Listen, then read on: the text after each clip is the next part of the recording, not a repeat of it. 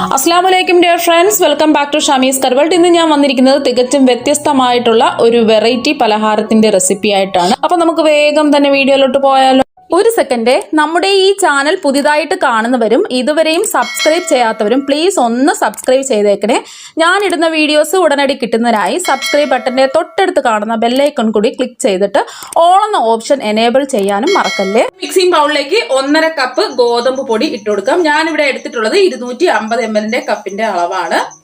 അപ്പൊ ഇതിന് പകരം നിങ്ങൾക്ക് മൈദ വേണമെങ്കിലും എടുക്കാം. 1/2 കപ്പ് ഗോതമ്പ് പൊടിയും കൂടി ഇട്ട് കൊടുക്കാം. ഇനി ഇതിലേക്ക് 1/2 ടീസ്പൂൺ ഉപ്പ് ഇട്ട് കൊടുക്കാം. ഇനി ഇതൊന്ന് യോജിപ്പിച്ചെടുക്കാം. ഇനി ഇതിലേക്ക് നമുക്ക് ആവശ്യത്തിന് വെള്ളം ഒഴിച്ചു കൊടുക്കാം. നമ്മൾ എത്രയാണോ മാവ് അളന്നെടുത്തത് അതേ അളവിൽ തന്നെ വെള്ളവും ഒഴിച്ചു കൊടുക്കണം. ഞാനിപ്പോ 1.5 കപ്പ് വെള്ളമാണ് എടുത്തിട്ടുള്ളത്. അത് കുറേശ്ശെ വേണം ഒഴിച്ച് കുഴച്ചെടുക്കാൻ വേണ്ടിയിട്ട്. ഒരുമിച്ച് എടുത്ത് കുഴച്ചെടുക്കരുത്. ഇപ്പൊ പകുതി ഒഴിച്ചു കൊടുക്കാം. ഇതുപോലെ കുറച്ച് കുറച്ച് ഒഴിച്ച് നമുക്കൊന്ന് മിക്സ് ചെയ്തെടുക്കണം. ഒരു സ്പൂൺ വെച്ചോ ഇതുപോലെ ഒരു വിസ്ക് വെച്ചോ മിക്സ് ചെയ്തെടുത്താൽ മതി.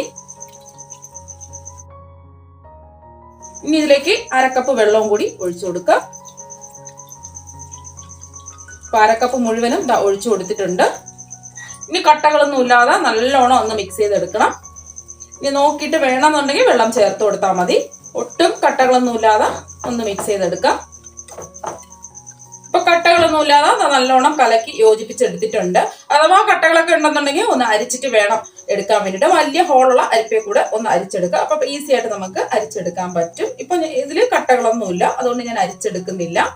എനിക്കിവിടെ 1.5 കപ്പ് മാവിന് 1.5 കപ്പ് വെള്ളം കറക്റ്റ് ആയിരുന്നു. ഈ സമയത്ത് ഉപ്പൊക്കെ ഉണ്ടോ എന്ന് ചെക്ക് ചെയ്ത് നോക്കാം. ആവശ്യമെങ്കിൽ ചേർത്ത് കൊടുക്കണം. ഇതാണ് നമ്മുടെ ബാറ്ററിന്റെ പരുവം. ഇതാ കണ്ടോ, നമ്മള് സ്പൂണില് ഇതുപോലെ വരച്ചു കൊടുക്കുമ്പോൾ അങ്ങനെ തന്നെ നിൽക്കും. പാൻ എടുത്തിട്ടുണ്ട്. പാൻ ഒന്ന് ചൂടാതിന് ശേഷം ഇതിലേക്ക് 1 ടേബിൾ സ്പൂൺ ഓയിൽ ഒഴിച്ചു കൊടുക്കാം. ഏത് ഓയിൽ വേണമെങ്കിലും എടുക്കാം. ഇനി ഈ ഓയിൽ ഒന്ന് ചൂടായി വരട്ടെ. ഇപ്പൊ ഓയിൽ ഇതാ ചൂടായി വന്നിട്ടുണ്ട്. ഇതിലേക്ക് ഒരു ചെറിയ പീസ് ഇഞ്ചി ചെറുതായിട്ട് അരിഞ്ഞെടുത്തത് ഇതിലേക്ക് ഇട്ട് കൊടുക്കാം. 5 അല്ലി വെളുത്തുള്ളി ചെറുതായിട്ട് അരിഞ്ഞെടുത്തതും കൂടി ഇട്ട് കൊടുക്കാം. ഇനി ഒരു ലൈറ്റ് ബ്രൗൺ ആകുന്നത് വരെ നമുക്കൊന്ന് ഇളക്കി കൊടുക്കാം.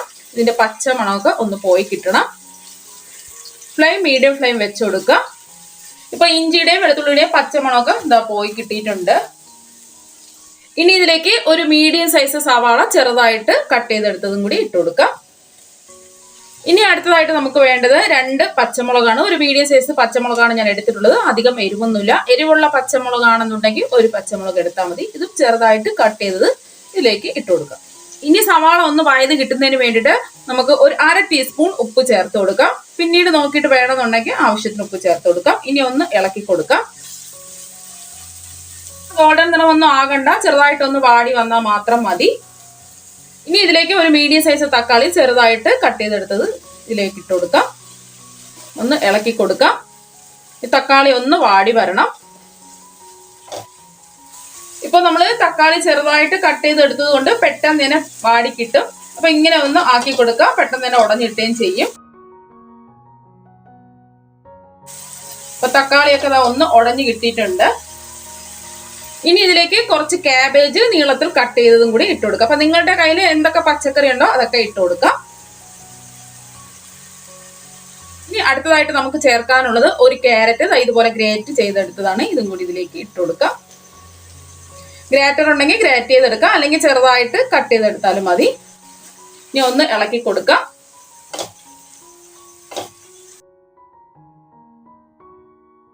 ക്യാരറ്റ് ക്യാബേജും ഒന്ന് വാടി വരണം. ഒരുപാട് അങ്ങ് വെന്തൊന്നും പോവേണ്ട ആവശ്യമില്ല. ഇപ്പൊ എല്ലാം എന്താ ഒന്ന് വാടി വന്നിട്ടുണ്ട്. ഇനി ഇതിലേക്ക് കുറച്ച് പൊടി ഐറ്റംസ് ചേർത്ത് കൊടുക്കാം. 1 ടീസ്പൂൺ മുളക് പൊടിയാണ് ഞാൻ എടുത്തിട്ടുള്ളത്. അപ്പം ഇത് അധികം എരിവില്ലാത്ത മുളക് പൊടിയാണ്. എരിവുള്ള മുളക് പൊടിയാണെന്നുണ്ടെങ്കിൽ ഒരു 1/2 ടീസ്പൂൺ എടുത്താൽ മതി. 1/4 ടീസ്പൂൺ മഞ്ഞൾപ്പൊടി, ഒരു 1/2 ടീസ്പൂൺ ഗരം മസാല. ഇനി പൊടിയുടെ പച്ചമണം പോകുന്നത് വരെ നമുക്കൊന്ന് ഇളക്കി കൊടുക്കാം. പെട്ടെന്ന് തന്നെ ആയി കിട്ടും. ഇപ്പൊ ആ പൊടിയുടെ പച്ചമണമൊക്കെ മാറിയിട്ടുണ്ട്. ഈ സമയത്ത് ഉപ്പൊക്കെ ഉണ്ടോ എന്ന് ഒന്ന് ചെക്ക് ചെയ്ത് നോക്കാം. ആവശ്യമെങ്കിൽ ഉപ്പ് ചേർത്ത് കൊടുക്കണം. ഇത് ഇപ്പൊ എനിക്ക് കറക്റ്റ് ആയിട്ട് കിട്ടിയിട്ടുണ്ട്. ഇനി ഉപ്പ് ഞാൻ ചേർക്കുന്നില്ല. ഇനി ഇതിലേക്ക് കുറച്ച് ടേസ്റ്റ് കിട്ടുന്നതിന് വേണ്ടിയിട്ട് 1 ടീസ്പൂൺ ടൊമാറ്റോ സോസാണ് ഞാൻ ചേർത്ത് കൊടുക്കുന്നത്. നിങ്ങളുടെ കയ്യിലുണ്ടെന്നുണ്ടെങ്കിൽ ചേർത്ത് കൊടുത്താൽ മതി, ഇല്ലെങ്കിൽ ചേർത്ത് കൊടുക്കേണ്ട ആവശ്യമില്ല. ഇതും കൂടി ചേർക്കുമ്പോൾ നല്ലൊരു ടേസ്റ്റ് ആണ് കിട്ടുന്നത്. ഇനി ഒന്ന് ഇളക്കി യോജിപ്പിച്ചു കൊടുക്കാം. എല്ലാം ഒന്ന് യോജിപ്പിച്ചെടുത്തിട്ടുണ്ട്. നിങ്ങൾക്ക് കുരുമുളകിന്റെ ടേസ്റ്റ് ഇഷ്ടമാണെന്നുണ്ടെങ്കിൽ ഒരു 1/4 ടീസ്പൂൺ കുരുമുളക് പൊടിയും കൂടെ ചേർത്ത് കൊടുക്കാം. എരിവൊക്കെ ഇഷ്ടമാണെന്നുണ്ടെങ്കിൽ ചേർത്ത് കൊടുത്താൽ മതി. ഇപ്പൊ ഞാൻ ചേർക്കുന്നില്ല. ഇത് അധികം എരിവൊന്നുമില്ല.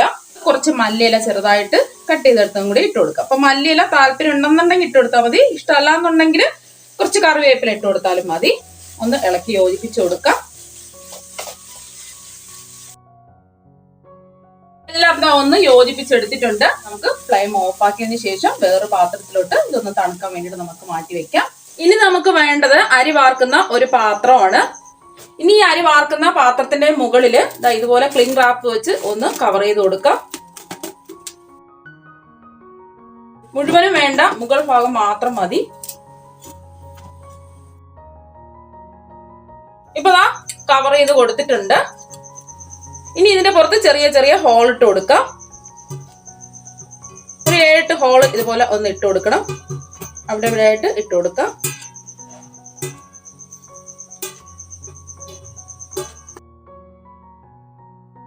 ഹോൾ ഇട്ട് കൊടുത്തിട്ടുണ്ട്. ഇതുപോലത്തെ ഒരു ടൂത്ത് പിക്ക് വെച്ച് വേണം ഹോൾ ഇട്ട് കൊടുക്കാൻ വേണ്ടിയിട്ട്.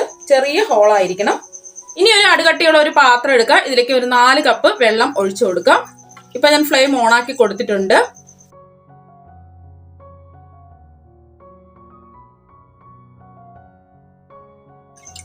ഇപ്പൊ 4 കപ്പ് വെള്ളം ഒഴിച്ചു കൊടുത്തിട്ടുണ്ട്. ഇതൊന്ന് തിളച്ച് വരട്ടെ.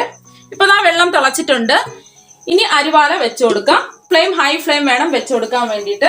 ഇനി ഇതിലേക്ക് ഒരു 1/2 സ്പൂൺ മാവ് ഇതിലേക്ക് ഒഴിച്ച് നല്ല തിന്നായിട്ട് ഇതൊന്ന് പരത്തി എടുക്കണം.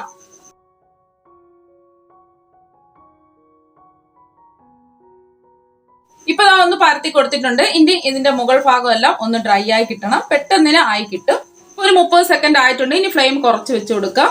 നമുക്ക് പതുക്കെ ഒന്ന് വിടിയിച്ചു കൊടുക്കാം. ഇത് ഈസി ആയിട്ട് നമുക്ക് ഇളക്കി എടുക്കാൻ പറ്റും. നല്ല നൈസ് ആയിട്ട് കിട്ടിയിട്ടുണ്ട്. ഇനി ഒരു പാത്രത്തിലേക്ക് മാറ്റാം. അടുത്തതും ഇതുപോലെ ചെയ്തെടുക്കാം. ഇനി ഫ്ലെയിം കൂട്ടി വെച്ചു കൊടുക്കാം. ഇനി കുറച്ച് മാവ് എടുക്കാം, ഒന്ന് പരത്തി കൊടുക്കാം.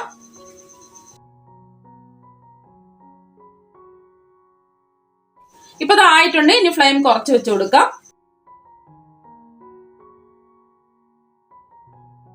ഇത് നമ്മൾ ആദ്യം തയ്യാറാക്കിയ ഷീറ്റാണ്. അപ്പൊ ഓരോ ഷീറ്റ് ഇതുപോലെ വെച്ചു കൊടുക്കുമ്പോഴും ഓയിൽ ഒന്ന് ബ്രഷ് ചെയ്തിട്ട് വേണം വെച്ചു കൊടുക്കാൻ വേണ്ടിയിട്ട്, അല്ലെങ്കിൽ പരസ്പരം ഒട്ടിപ്പിടിക്കും. ഇത് നമ്മൾ ഇപ്പൊ ഉണ്ടാക്കിയെടുത്ത ഷീറ്റാണ്. ഇതിന്റെ പുറത്ത് ഇങ്ങനെ വെച്ചു കൊടുക്കാം. അപ്പൊ ഓരോന്ന് ചെയ്യുമ്പോഴും ഇതുപോലെ ഓയിൽ ബ്രഷ് ചെയ്തിട്ട് വേണം ഇതുപോലെ വെച്ചു കൊടുക്കാൻ വേണ്ടിയിട്ട്. ഇനി ചെറിയ ഒരു ബൗളിലേക്ക് 2 ടേബിൾ സ്പൂൺ മൈദ ഇട്ട് കൊടുക്കാം.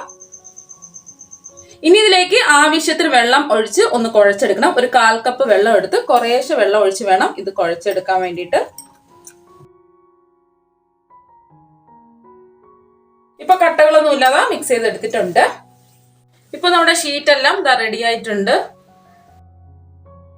നല്ല തിന്നായിട്ടുള്ള ഷീറ്റാണ്. ഇപ്പൊ ഞാൻ ഒരു ഷീറ്റ് ഒരു പ്ലേറ്റിലോട്ട് വെച്ചു കൊടുത്തിട്ടുണ്ട്. ഇനി ഇതിലേക്ക് 1 സ്പൂൺ ഫില്ലിങ് വെച്ചു കൊടുക്കാം. ഒന്ന് ലെവൽ ചെയ്ത് കൊടുക്കണം. ഇനി ഇതിന്റെ സൈഡിലെല്ലാം നമുക്ക് നേരത്തെ കലക്കി മാറ്റി വെച്ച മാവ് ഒന്ന് തേച്ച് കൊടുക്കാം. ഇനി പതുക്കെ ഒന്ന് റോൾ ചെയ്ത് കൊടുക്കാം.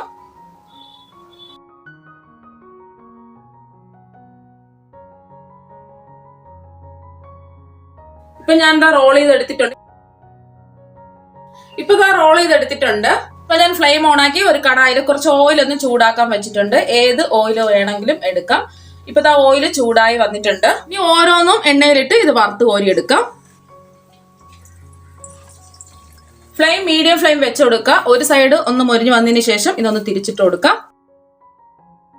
ഇപ്പൊ ഒരു സൈഡ് മൊരിഞ്ഞു വന്നിട്ടുണ്ട്. ഇനി ഇത് തിരിച്ചിട്ട് കൊടുക്കാം. നല്ല ക്രിസ്പി ആയിട്ട് വന്നിട്ടുണ്ട്. ഇനി ഈ സൈഡും ഒന്ന് മൊരിഞ്ഞു വരണം. ഇപ്പൊ 2 സൈഡും മൊരിഞ്ഞു വന്നിട്ടുണ്ട്. ഇനി എണ്ണയിൽ നിന്ന് കോരി മാറ്റാം. ഇതുപോലെ വേണം ബാക്കിയെല്ലാം ചെയ്തെടുക്കാൻ വേണ്ടിയിട്ട്. ഒട്ടും എണ്ണയൊന്നും കുടിക്കില്ല.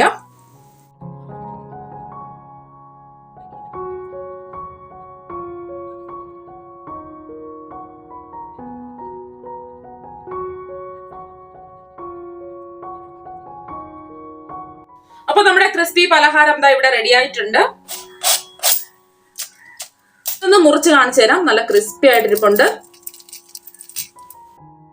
അപ്പൊ നിങ്ങൾ എല്ലാവരും ഇതുപോലെ ഒന്ന് ട്രൈ ചെയ്ത് നോക്കുക. തീർച്ചയായും നിങ്ങൾക്ക് എല്ലാവർക്കും ഇഷ്ടപ്പെടും. അപ്പൊ നമുക്ക് മറ്റു വെറൈറ്റി ഡിഷുമായിട്ട് വീണ്ടും കാണാം. താങ്ക്